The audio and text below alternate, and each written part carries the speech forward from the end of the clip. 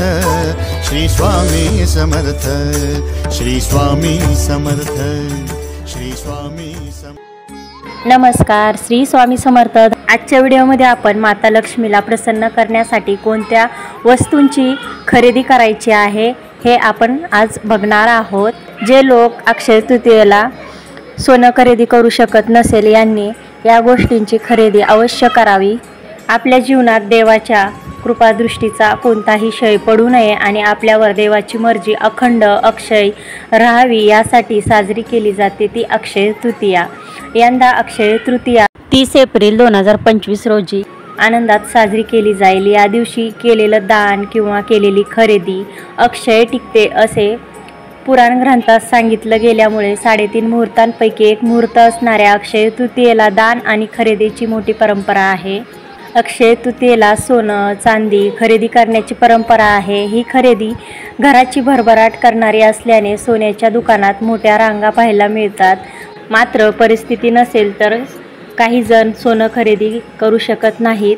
अशा लोकांना काळजी करण्याचं कारण नाही, कारण सोनं भलेही तुम्हाला खरेदी करता येत नसेल मात्र काही गोष्टी अशाही आहेत ज्या माता लक्ष्मीला प्रसन्न करण्यासाठी पुरेशा आहेत आणि या दिवशी या वस्तूही तुम्ही खरेदी करू शकतात। कोणत्या गोष्टी खरेदी करायच्या आहेत हे आपण या व्हिडिओमध्ये जाणून घेणार आहोत। अक्षय तृतीयेच्या दिवशी पारद शिवलिंगाची खरेदी करा।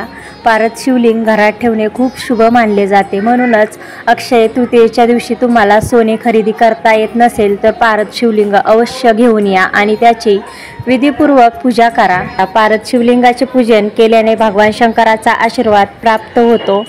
पारद शिवलिंग घरात ठेवल्याने लक्ष्मी आणि देव कुबेर यांचा घरात कायम वास होतो। त्यानंतरची पुढची गोष्ट आहे दक्षिणावर्ती शंख किंवा वामावर्ती शंख। अक्षय तृतीयेच्या दिवशी दक्षिणावर्ती शंख किंवा वामावर्ती शंख घरी आणावा। दक्षिणावर्ती शंखाची किंवा वामावर्ती शंखाची पूजा केल्याने लक्ष्मी मातेचा विशेष आशीर्वाद मिळतो आणि शंख घरात ठेवल्याने लक्ष्मीचा वासही होतो। लक्ष्मी आणि भगवान विष्णूंच्या पूजेमध्ये शंखाचे विशेष महत्त्व आहे। शंखाशिवाय लक्ष्मीची पूजा अपूर्ण मानली जाते। अक्षय तृतीयेच्या दिवशी लक्ष्मीची पूजा करून दक्षिणमुखी शंखाची पूजा केल्याने सुख समृद्धी मिळते। त्यानंतर पुढची गोष्ट आहे एकाक्षी नारळ। अक्षय तृतीयेच्या दिवशी देवी लक्ष्मीचा आशीर्वाद मिळवण्यासाठी घरात एकाक्षी नारळ अवश्य आणा।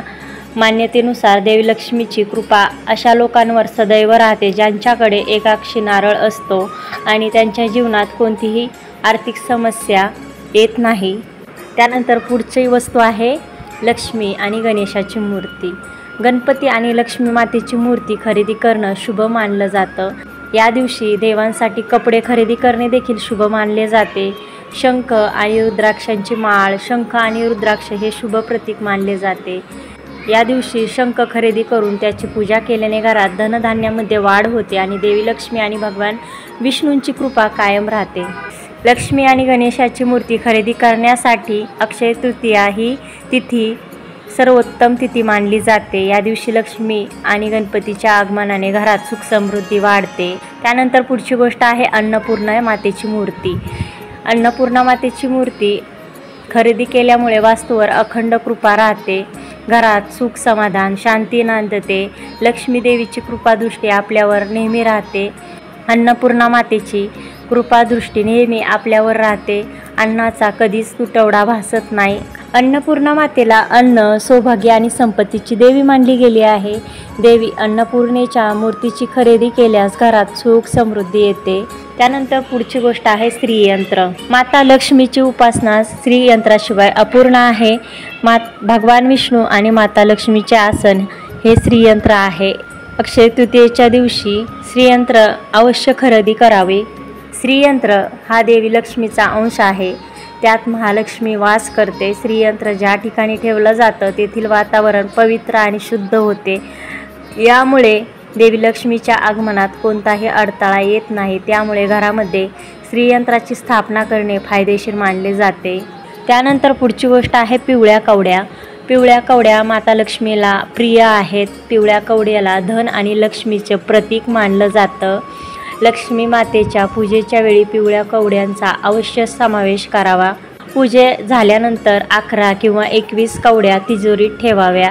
या दिवशी तुम्ही 11-21 कवड्यांची खरेदी करू शकतात आणि त्यानंतर त्या पूजेमध्ये मांडायच्या आहेत. त्यांची पूजा झाल्यानंतर आपल्याला या कवड्या तिजोरीमध्ये ठेवायच्या आहेत. त्यानंतर पुढची गोष्ट आहे कमळगट्ट्याची माळ. कमळाच्या फुलांच्या बिया म्हणजेच कमळगट्ट्याची माळ. कमळाच्या फुलावर देवी लक्ष्मी विराजमान असते आणि कमळाच्या फुलात देवीचे वास्तव्य असते. म्हणून आपण देवी लक्ष्मीला अक्षय तृतीयेच्या पूजेमध्ये कमळाचे फूल, कमळाच्या बिया याचा समावेश करावा. असे केल्यामुळे देवी लक्ष्मीचे कायमचे वास्तव्य आपल्या घरात राहते. परंतु कमळाचे फूल आणू शकत नसाल तर तुम्ही कमळाच्या फुलांच्या बियांची माळ घरी आणावी आणि ती लक्ष्मीला अर्पण करून त्याचं पूजन करावे. नंतर पुढची गोष्ट आहे गोमती चक्र.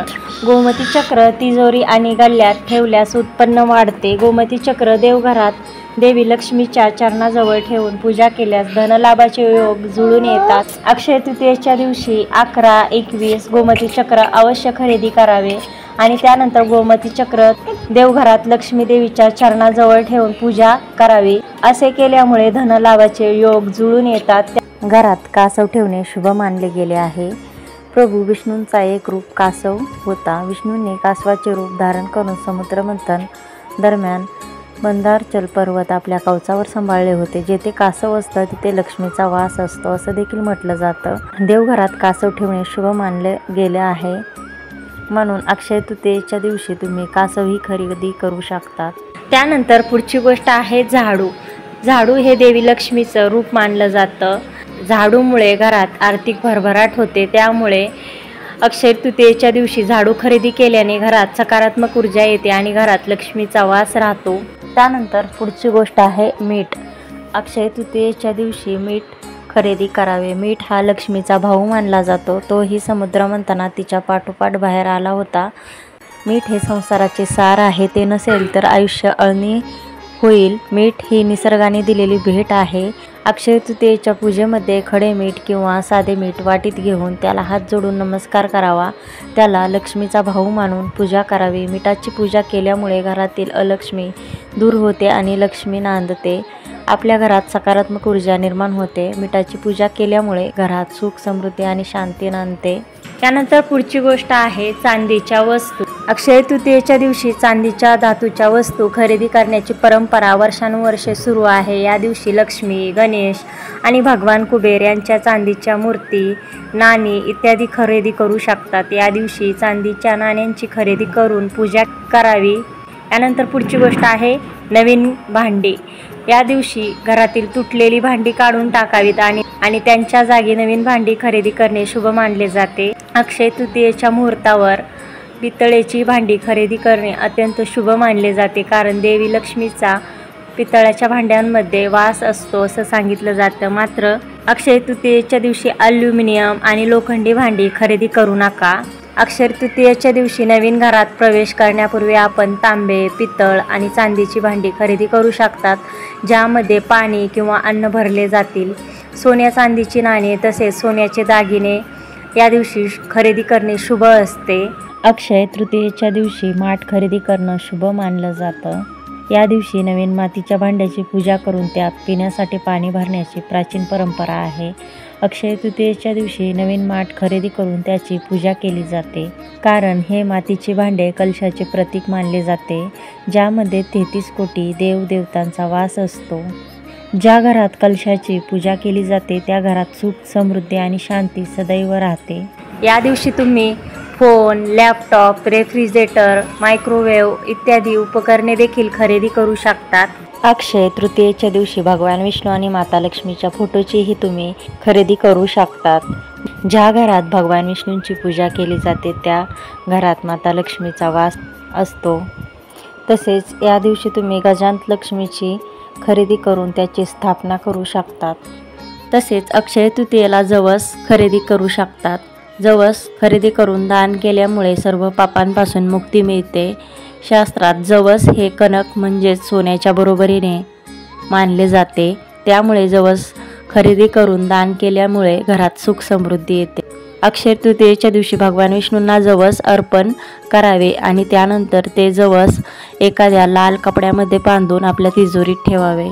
तर अक्षय तृतीयेच्या दिवशी तुम्हाला सोने खरेदी करता येत नसेल तर यापैकी कोणतीही गोष्ट तुम्ही खरेदी करू शकतात। तर ही माहिती आणि व्हिडिओ आवडला असेल तर लाईक शेअर सबस्क्राईब करायला विसरू नका। चॅनलवर जर नवीन असाल तर सबस्क्राईब करा। धन्यवाद। श्री स्वामी समर्थ।